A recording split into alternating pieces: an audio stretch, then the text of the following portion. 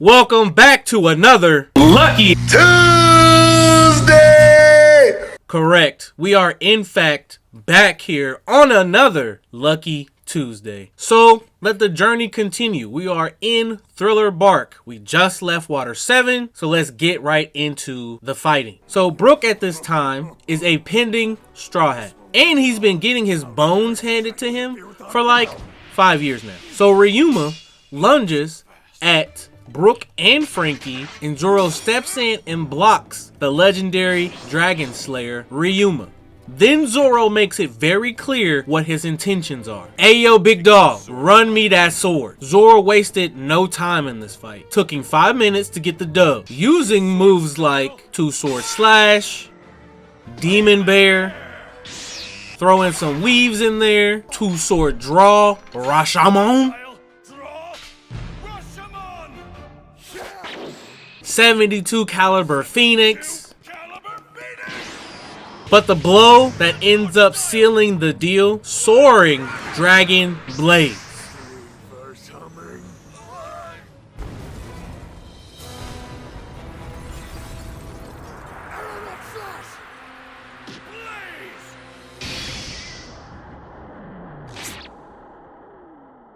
In Ryuma's defeat, he is pleased with Zoro and hands off Shisui, one of the 21 great swords. This one happens to be a black blade. Zoro's first, and it replaces the Yushabari. But that doesn't end the living dead nightmare that is Thriller Bark. Zoro steps up to take on the user of Luffy's shadow, Oars, the content puller, standing a whopping 67 meters. Zoro tests the strength of Oars and the capabilities of the newly fleeced sword from Ryuma. Zoro, realizing the seriousness of the battle at hand, Dewey's up, and he takes point for the other Straw Hats. So, Zoro and his newly acquired sword deliver a 108 caliber Phoenix, in which Zoro notices how much greater his flying blade attack is using Shisui. Then Zoro does a little team up with Sanji using his Great Buddha Slayer.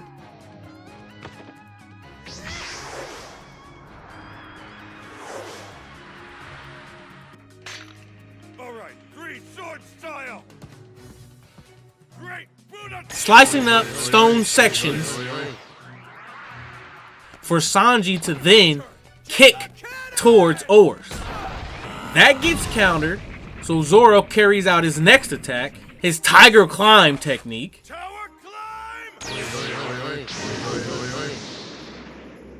Feeling bold, Zoro then goes into his 3-sword style, Gorilla Slash.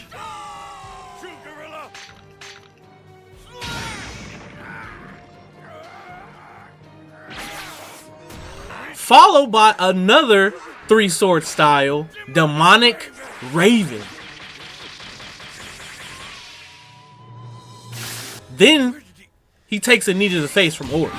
Zoro manages to stand again so that he can fire off Santoryu, his 3-sword style secret technique, 3000 World, which ultimately helps take Oars down. But the thrill in the night didn't stop there. The Thriller Bark Ark was gassed. A second Warlord of the Sea shows up on Thriller Bark. It ends up being Bartholomew Kuma, and Kuma calls Zoro out. So Zoro gets right to work. 2-sword style, draw, Rashomon. Far as I was meant to go. 2-sword style, draw, Rashomon. Then he goes at Kuma with a 36 caliber Phoenix.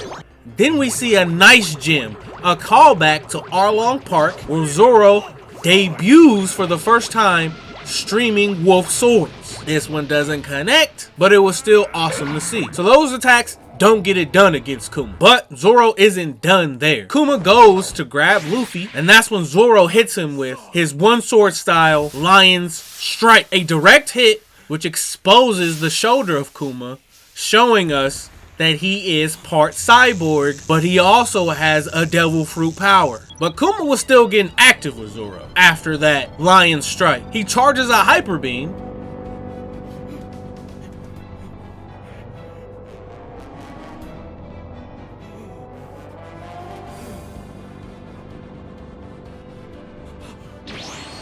which Zoro barely weaves out of, but then Zoro had to think of the situation. Fatigue and exhaustion, very prevalent here. All of the Straw Hats that are around unconscious are in the line of fire, including Luffy, who is also unconscious, unable to defend himself. So Zoro offers his life up instead of Kuma taking Luffy's.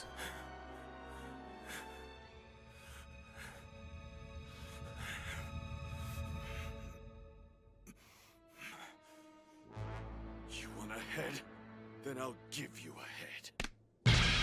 However, I can't give you my captain's.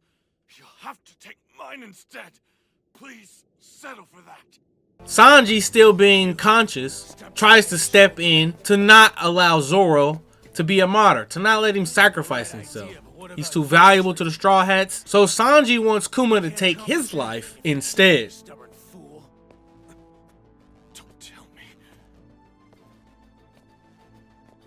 Listen, you giant oaf. Hey, don't bother with Mosshead here. If you're taking a head, take mine.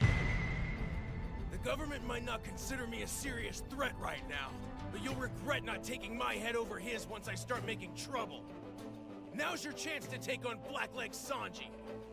You jackass. Zoro, being the initiator of this plan, knocks Sanji unconscious.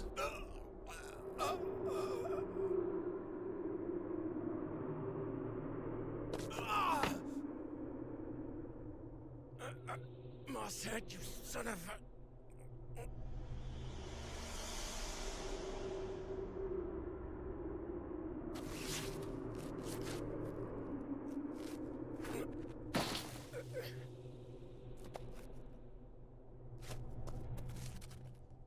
Then Kuma takes all of the damage that Luffy's body has taken and makes a deal with Zoro. I've just repelled all physical injury from Straw Hat's body.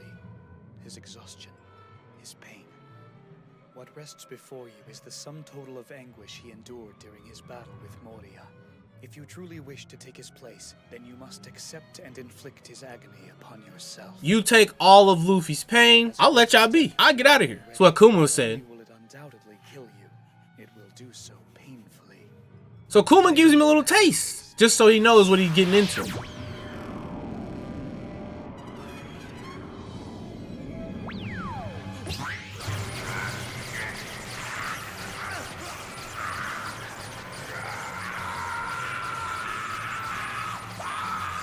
And it drops Zoro immediately as he's just rolling in agony.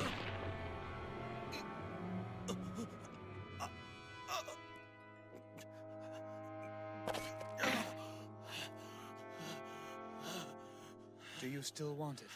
And his only request to Kuma is, can we do this somewhere away from my crewmates? You know what I'm saying? He want to suffer in silence. I'm not mad at that.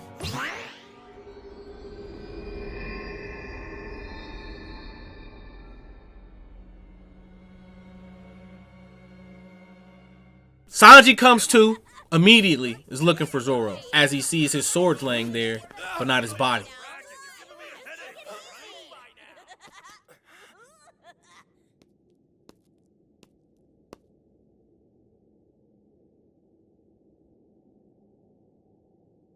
Sees him off in the distance, rolls up on him. Yo, what's with all this blood, Zoro? What happened here? Zoro, arms crossed, bloodied, machismo just leaking, oozing out of him. Where the hell did all this blood come from? Hey, are you still alive? Where'd that paw guy go? What in the hell happened here? What happened here? Nothing happened. Nothing at all.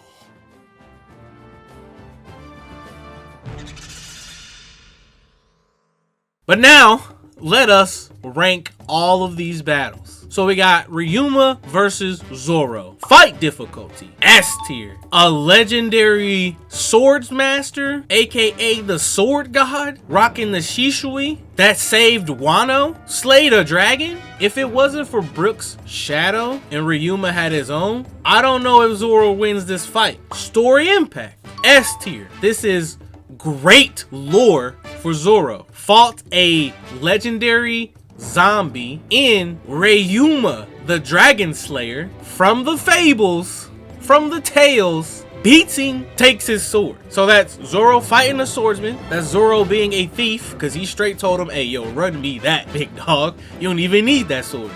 You already did. Power displayed, S tier. He gets off his two-sword flash. He gets off his Demon Bear technique. He gets off his Rashomon, a 72 caliber Phoenix, and a lovely Itoriyu Ai soaring dragon blaze. Ironic that he beat the Dragon Slayer with a dragon technique.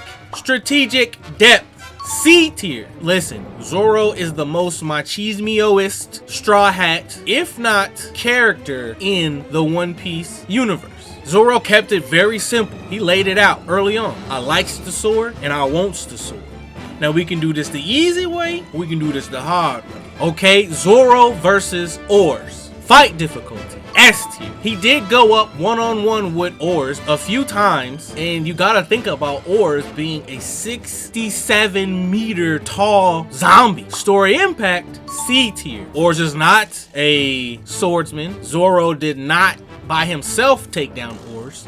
It was a team up, so he had help, or he needed help, because all of them together is what it took to take down Oars. Power displayed, S tier. We see two-sword gorilla double slash, 108 caliber Phoenix, Great Buddha Slayer, tower climb. Then he switches up to his Santoryu gorilla slash. Okay, then his three-sword demonic raven, and then his three-sword style secret technique 3000 worlds. Strategic depth, S tier. Zoro does take point here, and he works together with the Straw Hat crew to take down Oars. Lastly, Zoro versus Kuma. Fight difficulty, S tier. Zoro, after facing elimination from the sun, still is catching his breath from exhaustion after fighting Oars and Gecko Mortia, just to have a second Warlord of the Sea show up and show out.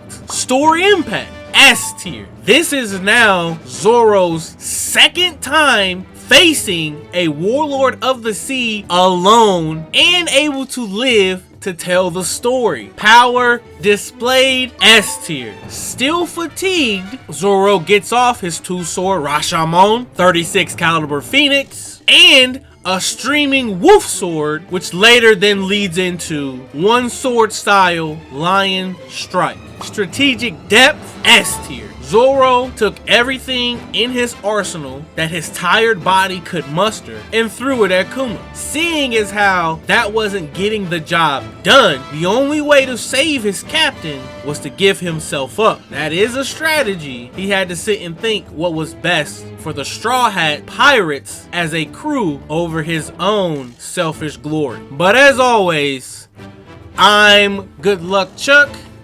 This is Luck Studios. Stay lucky, my friends.